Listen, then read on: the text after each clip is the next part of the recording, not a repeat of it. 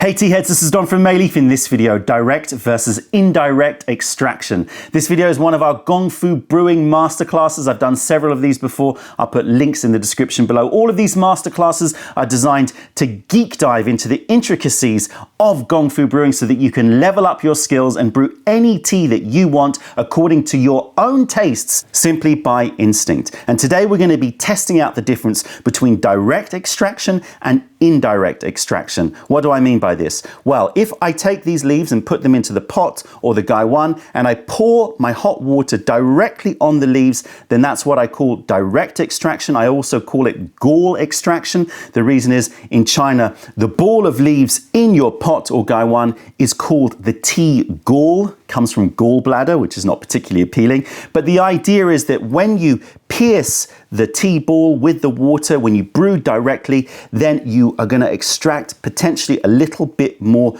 bitterness whilst making a stronger extraction. The opposite is indirect extraction. I like to call it rim brewing as well, because what you're doing is pouring the water on the rim. So you're not pouring directly onto the leaves, but you're pouring on the rim, and therefore you're getting indirect extraction. But does it make a difference? So we're going to test this out today. I've got 8 Immortals Dansong here.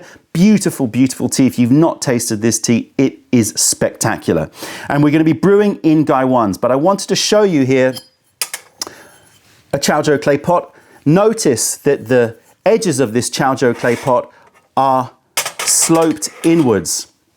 And therefore, it's more suited to direct brewing because your leaves are going to be in here, so you're more likely to pour directly in the middle. You can't really do rim brewing like you can here, where you can pour on the rim and the water goes in. But if you wanted to do indirect or rim brewing with a pot that's this shape, then essentially you would be just tapping the pot, getting the leaves towards the front half of the pot, and then pouring your water directly towards the back of the pot. That's the way that you would do that. So I thought I'd just share that tip with you because I'm going to be brewing in gaiwans today, but I just wanted to show you that it is possible to do indirect brewing with any kind of pot within reason.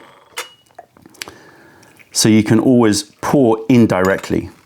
So we're going to warm up these gaiwans, very important because of the fact that when you're rim brewing, the water is going to be hitting the porcelain first and therefore will potentially cool down a little bit more than if you pour directly on the leaves. So if we bring the gaiwans to temperature, then it's going to have less of an effect. So we want to compare directly the difference between direct versus rim brewing without thinking so much about whether or not the temperature of the water is going to be majorly different between them. So I'm just going to give this some time, roll them around a little bit so that they warm up. As I said, we've got 8 Immortals.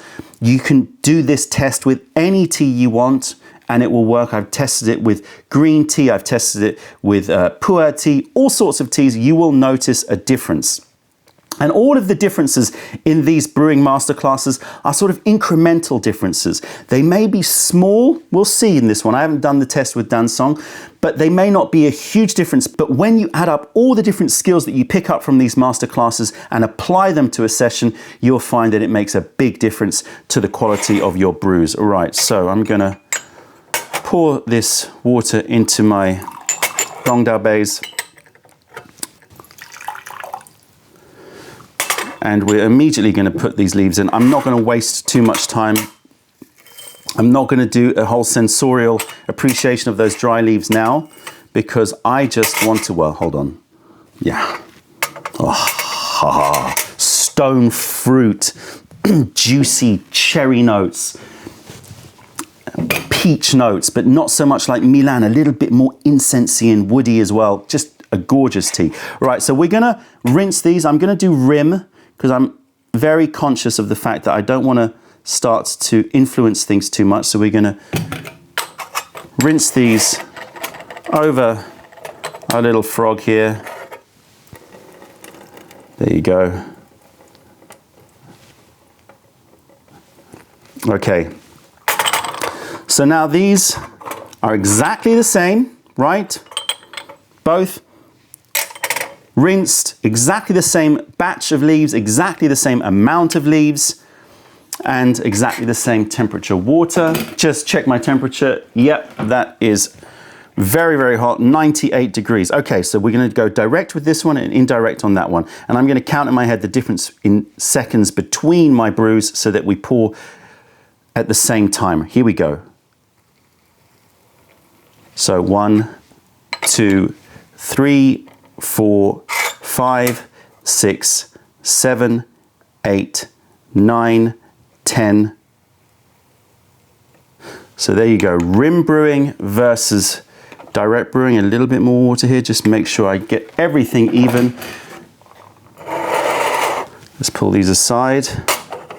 Let's get our Grongdal bays ready. And we're going to be brewing for 30, 40 seconds. I want to get a nice strong extraction here so that we really pick up the difference between them.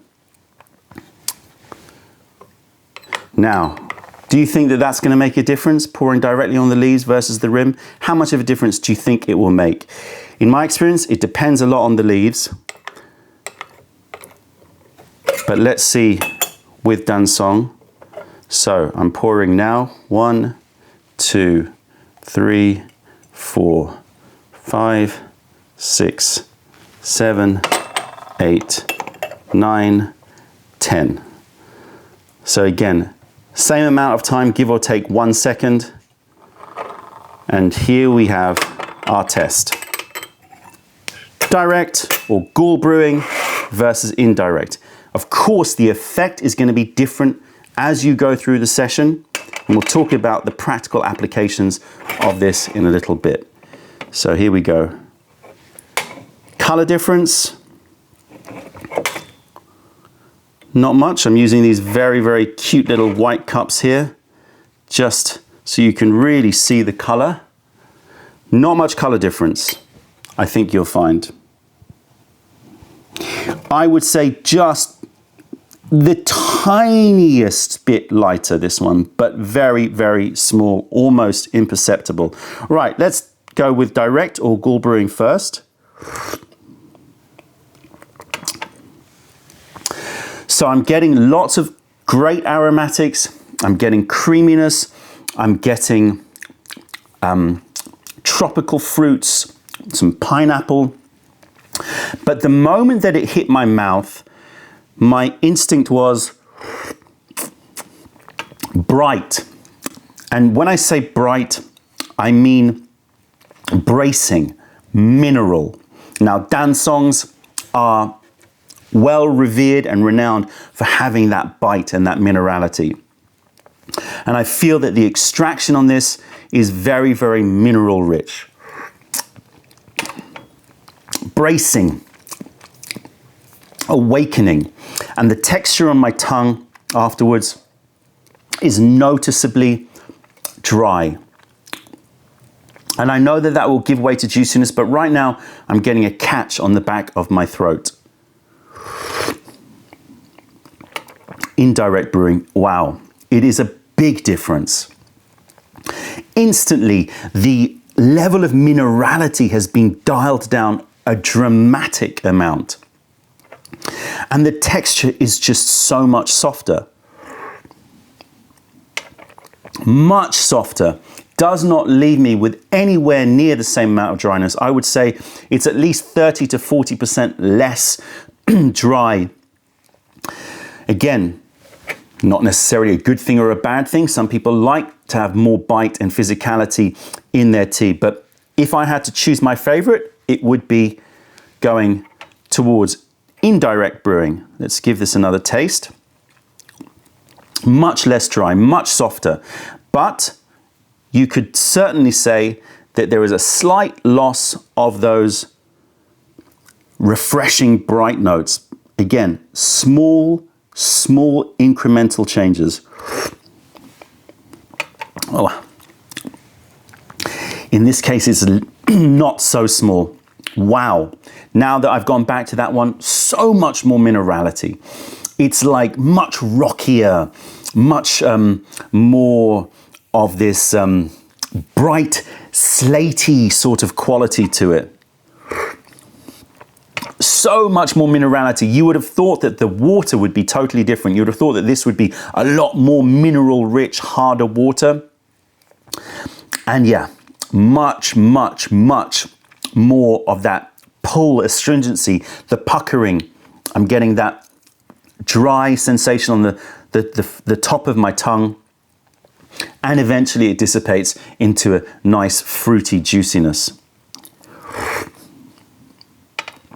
Wow, try this experiment yourself. I'm telling you, the difference is big, big with these Dansongs. And my experience, it varies according to the tea.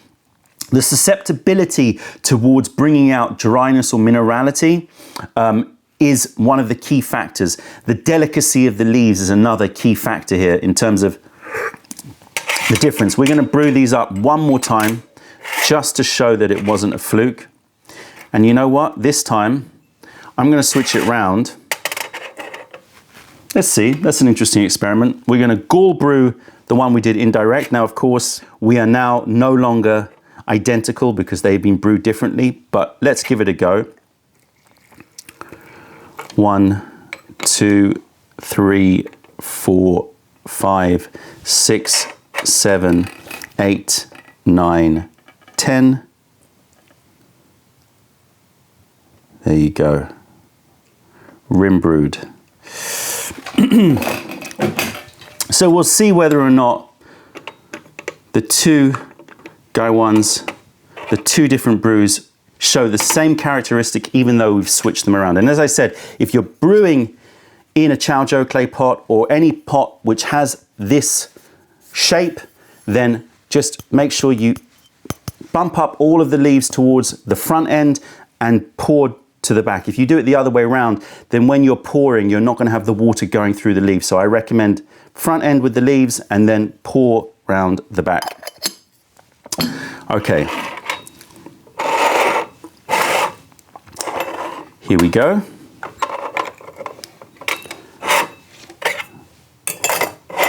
One, 2, 3, 4, 5, 6, 7, 8, 9, 10. There you go. Again, there or thereabouts without getting too crazy with stopwatches. These have been extracted at the same length of time. Direct, indirect. Let's try indirect first. Cheers, everybody.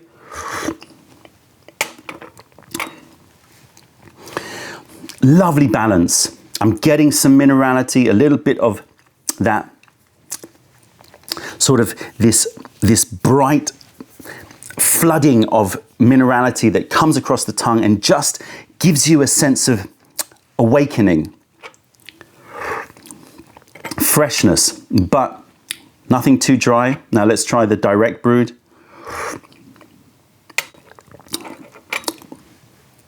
So much more physicality on there, a lot more astringent, and certainly more mineral extraction. So what is happening here? Well, clearly, by pouring directly on the leaves, what you're doing is you are making a stronger extraction because the solvent, the water, is hitting the leaf directly.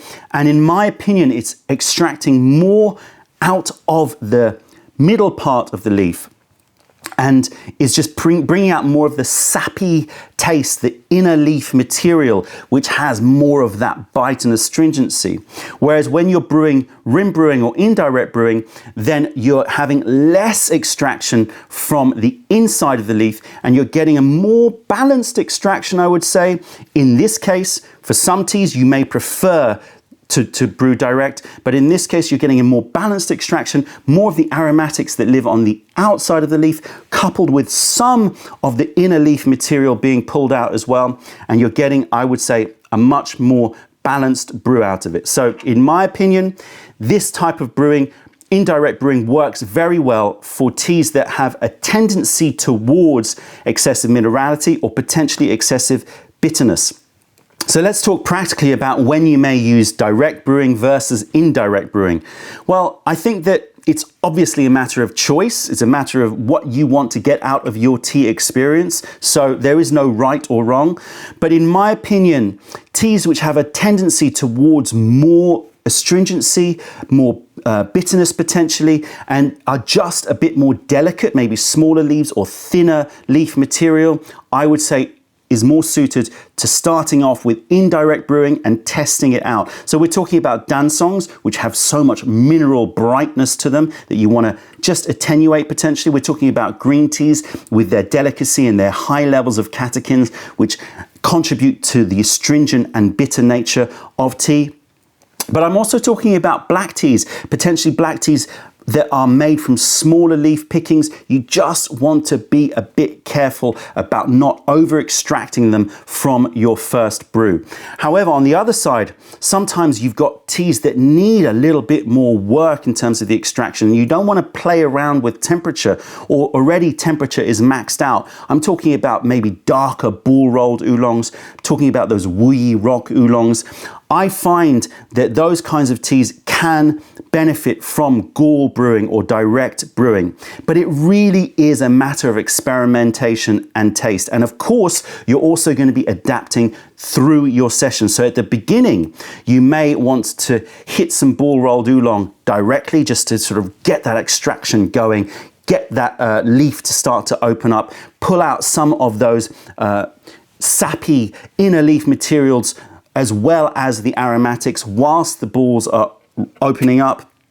And then as the session progresses, you may want to start to move to rim brewing. So, you know, it varies. Also, sometimes you may find that after, you know, you've really gone through lots of infusions with a particular tea and it's really not extracting as much anymore. Maybe you're at the sort of 8th, 9th, 10th infusion.